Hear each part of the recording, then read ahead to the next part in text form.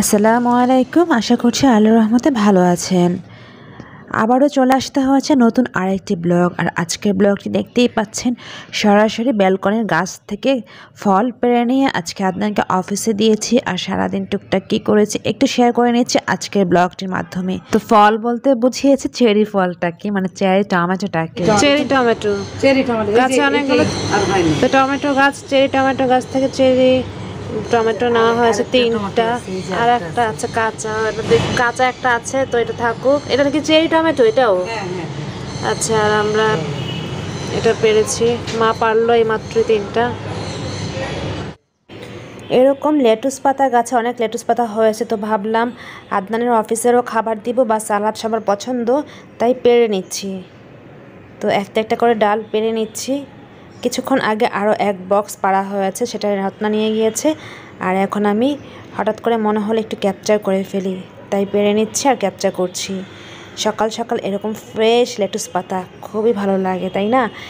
আর দেখতেই পাচ্ছেন কাঁচা টমেটো হয়েছে অন্যান্য টমেটো গাছে, একদম উপর থেকে নিচে কাঁচা টমেটো আছে, এটা পাকেনি। একটু শেয়ার করে নিচ্ছি। আজকে আমি কোনো বাগান শেয়ার করছি না, আমি যে আজকে টমেটো পেড়ে নিয়েছি সেই টমেটোর কিছু অংশ আমি শেয়ার করে নিচ্ছি। খুবই ভালো লাগছিল এই মুহূর্তটা, যে নিজেদের ব্যালকনির গাছে এরকম চেরি টমেটো অথবা কাঁচা টমেটো, ইচ্ছে করলে এই কাঁচা টমেটো পেড়ে নিয়ে রান্না করা যায়, কিন্তু না, আমি একটু শেয়ার করছি। এই মোমেন্টে মনে হচ্ছিল আপনাদেরও ভালো লাগবে। আর সকাল সকাল রোদ উঠেছে, খুবই ভালো লাগছিল এই মুহূর্তটা। এবং সেই টমেটোর গাছের পাশেই আমি চলে আসলাম এই মাত্র, দেখতেই পাচ্ছেন সাফেদা ফল গাছের কাছে। আর সাফেদা ফলটাও দেখিয়ে নিয়েছে, আর আমি একটু দেখে নিচ্ছি যে পেকেছে কিনা। পাকলে আদনানকে অফিসে দিব বা আদনানকে খাইয়ে দিব, বাট পাকেনি। খুব সুন্দর করে সাফেদা ফল হয়েছে, অনেকগুলি সাফেদা ফল আমরা সবাই খেয়েছি, বাট এগুলো পাকতে টাইম নিচ্ছে। একটু দেখাচ্ছে, দেখুন ভেতর দিয়েও দেখা যাচ্ছে অনেকগুলো সাফেদা ফল হয়েছে। ব্যাস, নিজের ব্যালকনির গাছ থেকে এরকম লেটুস পাতা আর চেরি টমেটো নিয়ে এসেছি, ওয়াশ করে নিচ্ছি। আদনানের অফিসে আমি একটু কেটে সালাদ বানিয়ে দিব। রান্নাঘরে চলে এসেছি সকাল থেকেই, যেটা শেয়ার করে নিচ্ছি। তারপর কী কী করে নিচ্ছে আদনানের জন্য, আর আমরা দুপুরে কী খেয়েছি সেগুলো একটু শেয়ার করে নিব। তো অনেকগুলো লেটুস পাতা হয়েছে গাছে, লেটুস পাতাগুলো ধুয়ে রাখছি। আর সাথে চেরি টমেটো পেরেছি 3টা। আজকে জাস্ট এগুলোই নিয়ে আসা ব্যালকনিতে গিয়ে। আর অনেক ভেজিটেবলস হয়েছে, নেক্সট কোনো ভিডিওতে আমি পুরো ব্যালকনির যে এত সুন্দর সুন্দর ভেজিটেবলস হয়েছে সব কিছু শেয়ার করে নেব। অ্যাকচুয়ালি আমি অনেক দিন ধরেই আমাদের ব্যালকনির সাথে আপনাদের পরিচয় করিয়ে দিয়েছিলাম, মাঝখানে অনেকটুকু গ্যাপ চলে এসেছে, যার কারণে পরিচয় করা হয়নি। তো আজকে যেহেতু আমি লেটুস পাতা আর চেরি টমেটোটা পেড়ে নিয়েছিলাম, তখন হঠাৎ মনে হয়েছে যে আবার শেয়ার করে ফেলি আমার ব্যালকনির কী অবস্থা। আর আজকে যে ব্যালকনি থেকে আমি এই লেটুস পাতাটা পেড়ে নিয়েছি, সেটা হচ্ছে মায়ের পাশের ব্যালকনিটা। সেখানে মা খুব সুন্দর করে বাগান করেছে বা ভেজিটেবলস গার্ডেন করেছে, যেটা আমি শেয়ার করে নিব নেক্সট কোনো ভিডিওতে। তো প্রথমে দেখিয়ে নিয়েছি সব কিছু, এবং সেই লেটুস পাতাগুলি এনে ধুয়ে ভালো করে কেটে নিয়েছি। একটা আস্ত সেদ্ধ ডিমের সাদা অংশটুকু কেটে নিয়েছি। আর আমি আদনানের খাবারের যে বক্সটুকু ছিল, সেখানে আমি কয়েক রকমের সস দিয়ে একটা সস বানিয়ে রেখেছিলাম আগে থেকে। সেটার সাথে আমি এখন লেটুস পাতা লবণ গোলমরিচ দিয়ে মেখে নিয়েছিলাম, ওই সসের সাথে এখন মিক্সড করে ফেলবো। এভাবে লেটুস পাতার সালাদ, জাস্ট অনলি লেটুস পাতার সালাদ বানিয়ে খেয়ে দেখবেন।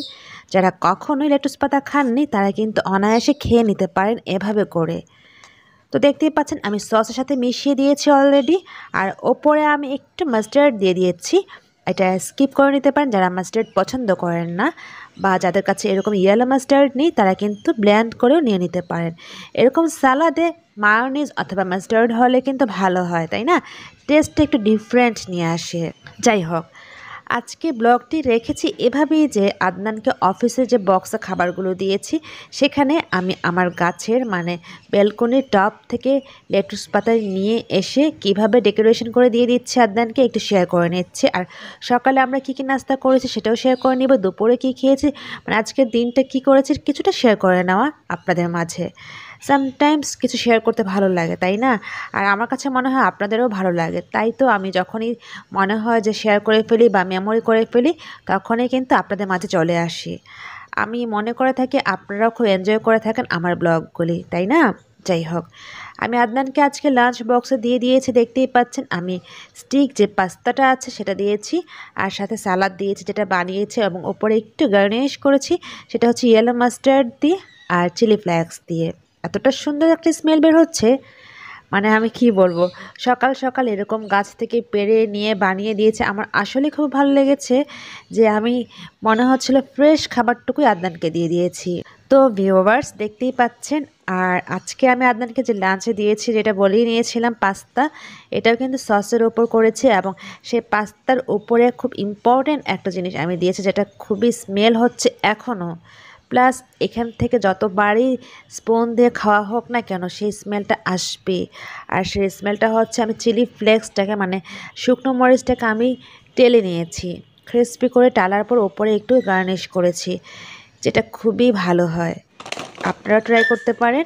ব্যাস, আদনানের খাবার রেডি করেছি, ঢেকে দিয়েছি। এবার আদনান আজকে অনেক দিন পর বলছে ওর জ্বর লাগছে, একটু সকালের ব্রেকফাস্ট করবে, করে একটা নাপা খেয়ে অফিসে যাবে। তো সেই জন্য আদনানকে কুইকলি, মানে আমি 5 মিনিটে এগুলো বানিয়ে ওকে খাইয়ে দিয়েছি, অফিস চলে গিয়েছে। তারপর আমরা সবাই মিলে নাস্তা করছিলাম। আদনান যখন খাচ্ছিল তখন আলু ভাজি হয়নি, তো রত্না এর মধ্যে আলু ভাজিটা করে ফেলেছে, আর আমি ডিম পোস্ট আর রুটি দিয়ে খাচ্ছি। সাথে পালাকও খেয়ে নিয়েছিল। বাবা মা কিছুক্ষণ পর ঘুম থেকে উঠেছে, তারাও খেয়ে নিয়েছে। আর আদনান আলু ভাজি না খেয়ে তাকে চিকেনের একটা ঝোল ছিল, সেটা গরম করে দেওয়া হয়েছে, ওইটা দিয়ে খেয়ে নিয়েছিল, আর ডিম দিয়ে খেয়ে নিয়েছে। ওই ডিমের সাথে কিন্তু আমি চেরি টমেটোটাকে দিয়ে দিয়েছিলাম। ব্যাস, খাওয়া দাওয়ার পর চা তো খেতেই হয়, তাই না? চাটা খেয়ে দিনটা শুরু করতে ভালো লাগে। আর আমি বরাবরের মতো সোফাতে বসে খাচ্ছি, বুঝতেই পারছেন। হঠাৎ করে আদনান লোক পাঠিয়েছে আমাদের 4টা এসি সার্ভিসিং করার জন্য। ইদানিং আশেপাশে শোনা যাচ্ছে যে এসি বার্স্ট করছে, তাই না? তো অনেক দিন তো এসি ওরকম চালানো হয় না, যেহেতু উইন্টার চলে গেছে, তাই আমরা সবগুলি এসি সার্ভিস করে নিচ্ছি। সার্ভিসম্যানরা এসেছে, তারা সার্ভিস করছে। তো আমি যখন ভিডিও করছিলাম তখনই এই কাজগুলি হচ্ছিল, তাই শেয়ার করে নিয়েছি। দুপুরে রান্না ওরকম কিছুই হয় না, যেহেতু আদনান নেই। তো আমি, বাবা মা আর আমি সাধারণত দুপুরে ওরকম খাই না, সকালের খাবারটা 12টার দিকে খেয়ে ফেলি, দুপুরে খাওয়া হয় না। তারপর মায়ের হাতে এরকম কই মাছ গরম গরম ভাজা আর একেবারে ফ্রেশ টমেটো দিয়ে এরকম সালাদ দেখার পর আমি আর না করতে পারিনি। তো আজকে অনেকদিন পর আমি, বাবা মা 3জনই একসাথে খাচ্ছিলাম। অ্যাকচুয়ালি সবার মুখের রুচি চলে গিয়েছে, যার কারণে একসাথে খাওয়া হয় না। দেখা যাচ্ছে আমি একটা সময় খাচ্ছি, বাবা মা আর একটা সময় খাচ্ছে, তো একসাথে কিন্তু হচ্ছে না। আর আদনান তো অফিসেই থাকে। তো আজকে কেন জানি খাবারগুলো দেখে ভালো লাগছিল। আর শুটকি দেখে তো আমি লোভ সামলাতেই পারিনি। আর ডালটা একেবারে ফ্রেশ, মানে আজকে এই মুহূর্তে রান্না করেছে, এইমাত্র রান্না করেছে রত্না। তো সব কিছু ফ্রেশ দেখে আমি খেতে বসে গিয়েছি।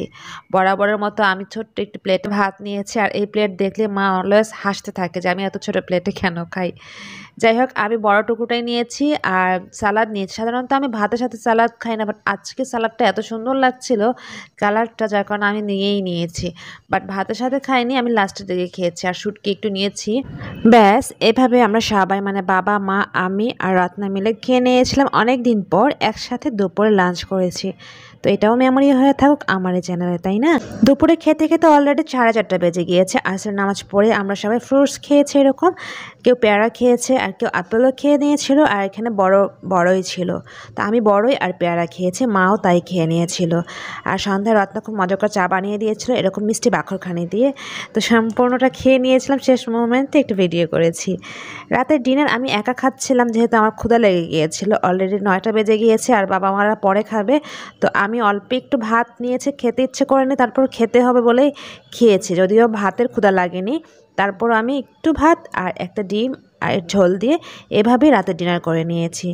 ভালো লেগেছে নিশ্চয়ই আজকে আমার ব্লগটি, সাথে থাকবেন। আর ভালো লেগে থাকলে লাইক কমেন্ট শেয়ার করে নেবেন। আজ এখানেই বিদায় নিয়ে নিচ্ছি, আবার দেখা হবে অথবা কথা হবে নেক্সট কোনো ভিডিওতে। আল্লাহ হাফিজ, আসসালামু আলাইকুম। Thank you so much for watching.